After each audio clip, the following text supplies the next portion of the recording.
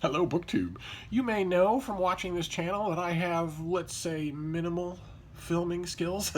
And filming this library tour, we are continuing with my library tour, and filming this thing is pushing my meager filming skills to their utmost. I don't know where to put the camera. I don't know how to get the angles in, and we're going to try this. We'll try it this way.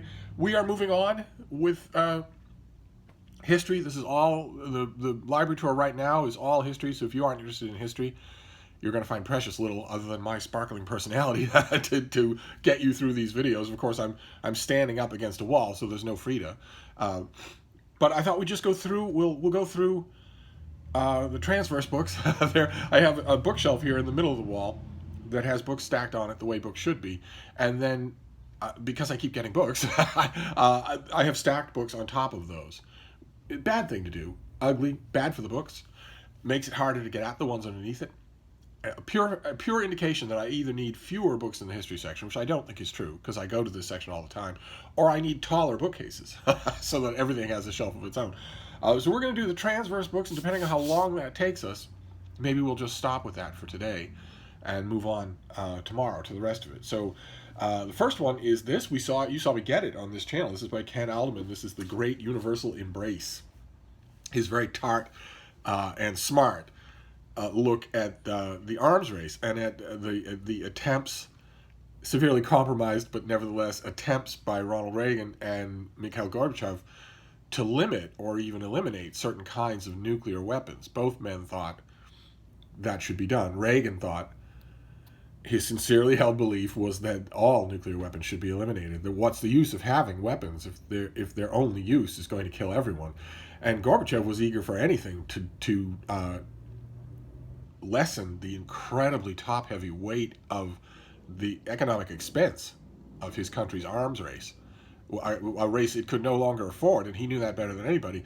So they actually had meeting ground on the subject, and Adelman is not a hagiographer.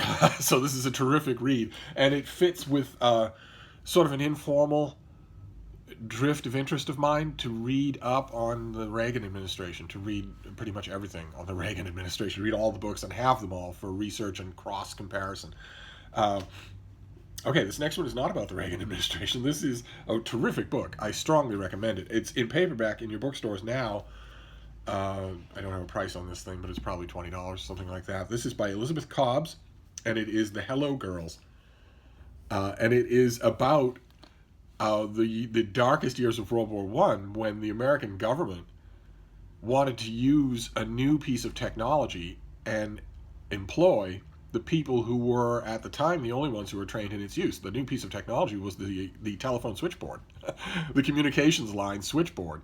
And these switchboard girls, the hello girls of what they were called by the men in the field, were the only ones who were expert in that use. So a group of them went to serve at the front.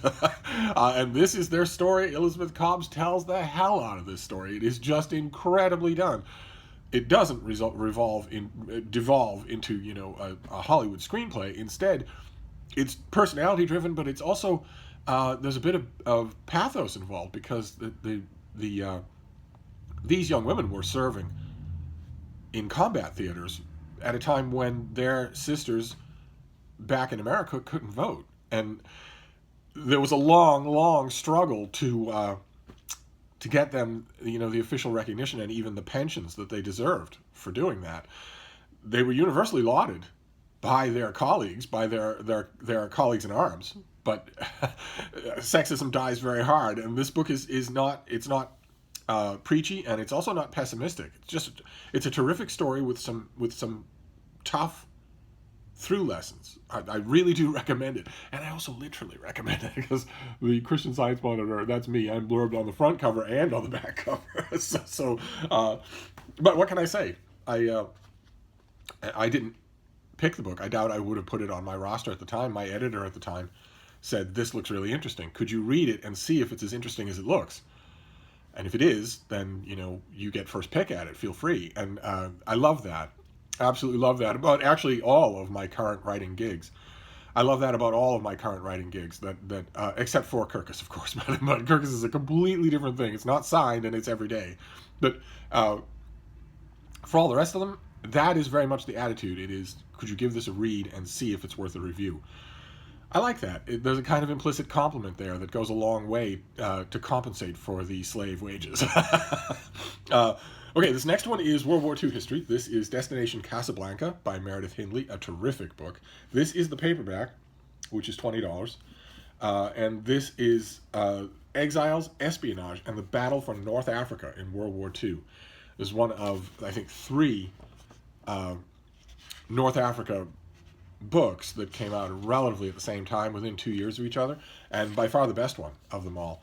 And I'm wondering though, why did I keep this? Because it has a blurb by yours truly?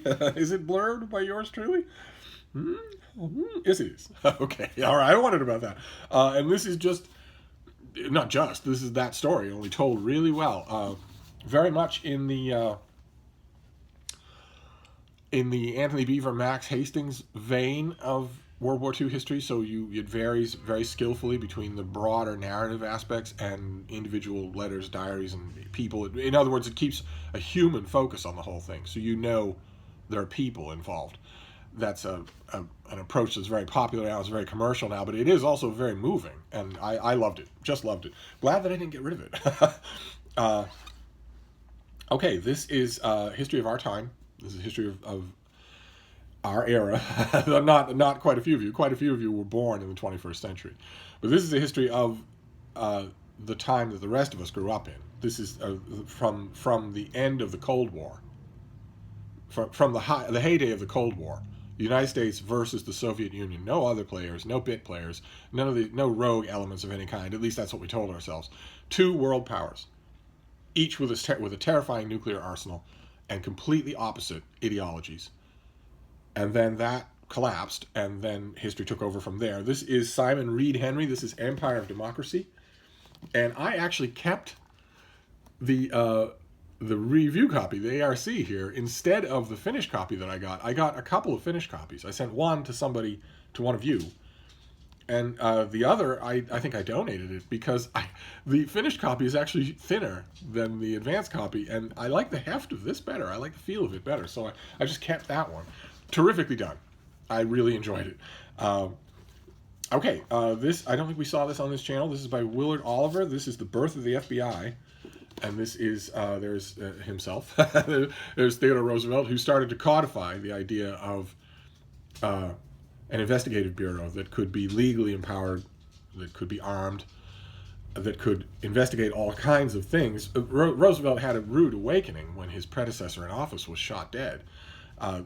Was shot and then died. It caused him to codify a whole bunch of things, not just the FBI. Doesn't the subtitle? Yes, Theodore Roosevelt, the Secret Service, and the fight over America's premier law enforcement agency. That Secret Service thing is key because McKinley had a couple of guys who showed up in the kitchen. Roosevelt wanted more than that. He wanted something codified, and under him and Taft, it became codified. So this is.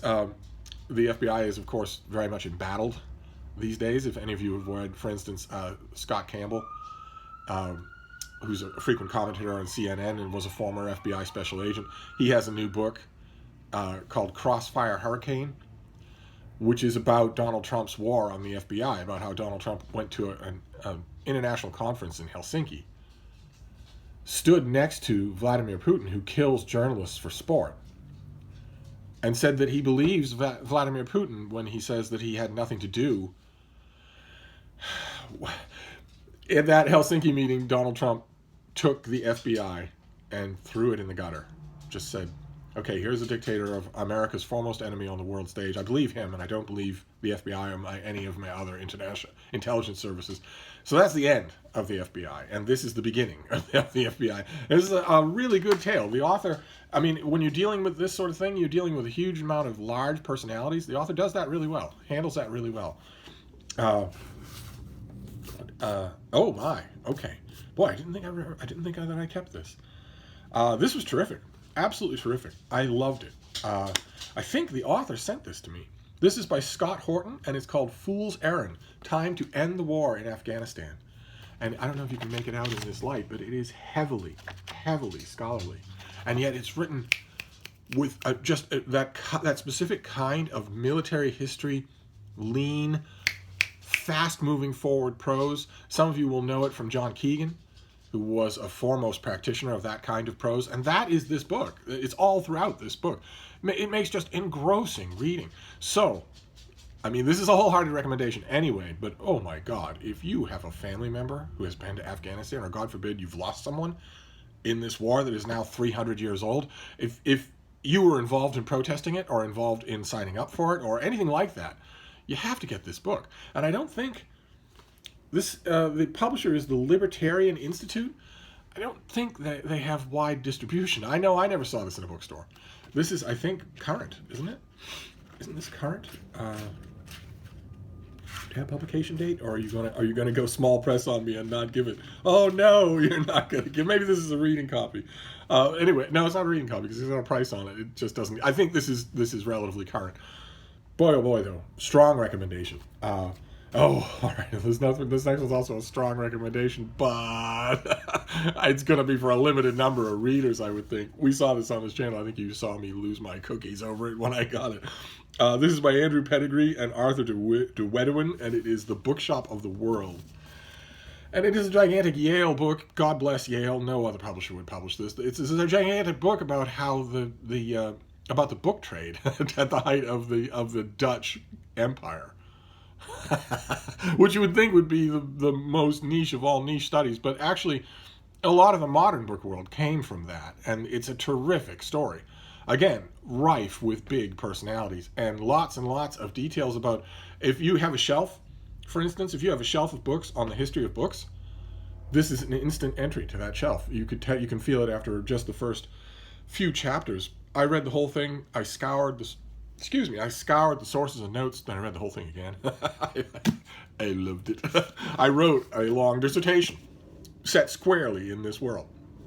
So I was probably going to be interested in it anyway, but there was no guarantee that I would love it, and I did. So, and then this is the last of the transverse books, and we are at 12 minutes. So I'm thinking probably we should wait until tomorrow to continue with the rest of these.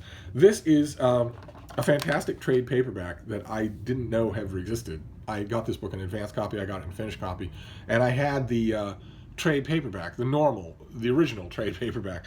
This is James Davidson's Courtesans and Fish Cakes, about classical Athens, about Periclean Athens and the obsessions of the people in Periclean Athens, two of which are enunciated in the title.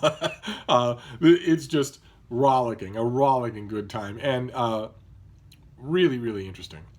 Really interesting in terms of just opening up a doorway and letting you have an insight into an ancient people that were so like and yet so unlike ourselves. Just a tremendous performance. I really like this author anyway, but can't recommend this high enough. I don't know. This is the University of Chicago trade paperback. I can't remember when I got this. Did I get this on camera, or did I get it at a used bookstore? One way or another, it was a surprise to me because I wasn't familiar with this edition. So that is it. that is the transverse books for this bookshelf tour. So we're gonna at 13 minutes we're gonna stop here for now, unless universal acclaim says that you want these to be an hour long. But I'm thinking not. I'm thinking you probably want these in controlled doses since it's a stack of books. So I'm going to stop here, and then we'll continue. Tomorrow we'll continue because it's all history. There's a ton more books to do in history before we even round the corner into the little book room. So I'll wrap this up for now and continue wrestling with my filming skills. But I will see you soon. We have a lot of other bookish stuff to talk about. Thank you, BookTube.